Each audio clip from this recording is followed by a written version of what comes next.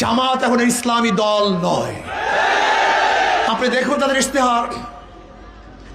আমার জামাতের বাবারা, আমাদের জামাতের বন্ধুরা খুব ভালো মতো শুনেন। আপনাদের সৃষ্টি হয়েছিল সৎ লোকের শাসন চাই, আল্লাহর আইন চাই। কই সেই আইন, কই সেই স্লোগান, কই সেই বক্তব্য? আপনাদের নেতা কর্মীদের একসময় বুঝিয়েছিলেন যে নবীগণ মাসুম না। আপনাদের কর্মীরা বুঝেছিলেন নবীগণ মাসুম না। এক সময় তাদেরকে বুঝিয়েছিলেন সাহাবাগণ আদেল নয়। আপনার অনুসারে বুঝিয়েছিলেন সাহাবাগণ আদেল নয়। এক সময় বলেছিলেন ইসলামের মধ্যে দাড়ি নাই, টুপি নাই, পায়জামা নাই, পাঞ্জাবি নাই। আপনার অনুসারে বুঝিয়েছিলেন ইসলামের মধ্যে এগুলি কিচ্ছুই নাই। আবার বক্তব্য দিয়েছিলেন যে না, ইসলামের মধ্যে এখন আর কোরআন ও সুন্নাহও নেই। আপনার নেতাগণ সেটাই বুঝছে যে না, ইসলামের মধ্যে এখন আর এইটাও নেই। শোনেন, এখানে ক্যামেরাবন্দি যারা করতেছেন, আপনারা বলতেছেন, মানুষকে বুঝাচ্ছেন যে আস্তে আস্তে আমরা বলবো না, আমরা ইসলামের কথা বলবো না, ক্ষমতায় গিয়ে ইসলাম কায়েম করব। এটাই তো ধোঁকা দিচ্ছেন না। যে ইসলামের কথা না বলে ক্ষমতায় যান, ধরে নেন, আর ইসলামী হুকুমাত কায়েম করেন, গোটা বাংলাদেশের বামপন্থীরা,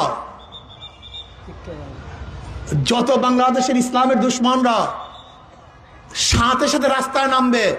তুমি ইসলামের কথা বলে ক্ষমতায় যাও নাই, তুমি ইসলাম এখানে আনলা কোথার থেকে? বাংলা কথা বুঝেন না? বাংলা কথা বুঝছেন?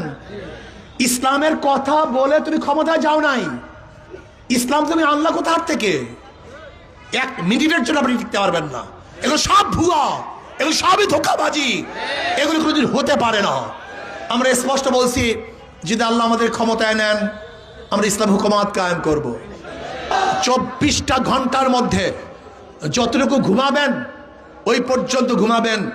এরপর ওঠার পরই শুধু হাত পাখা আর দাওয়াত আর দাওয়াত। ইনশাল্লাহ জাগরণ সৃষ্টি হয়েছে।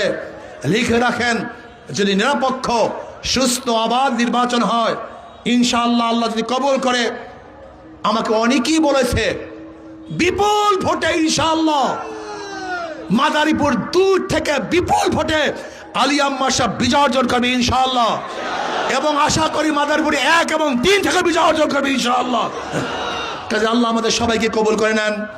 নহে সমাপ্ত কর্মমদের অবকাশ কোথায়, বিশ্রামের। আসো আমরা ইনশাআল্লাহ হাত পাখাকে বিজয় করি ইনশাআল্লাহ। বিশ্রামে যাব, এর আগে কোনো বিশ্রাম নাই, এর আগে যুদ্ধের ময়দান ছাড়বো না ইনশাআল্লাহ। আল্লাহ আমাকে এবং আমাদের সবাইকে কবুল করে নেন।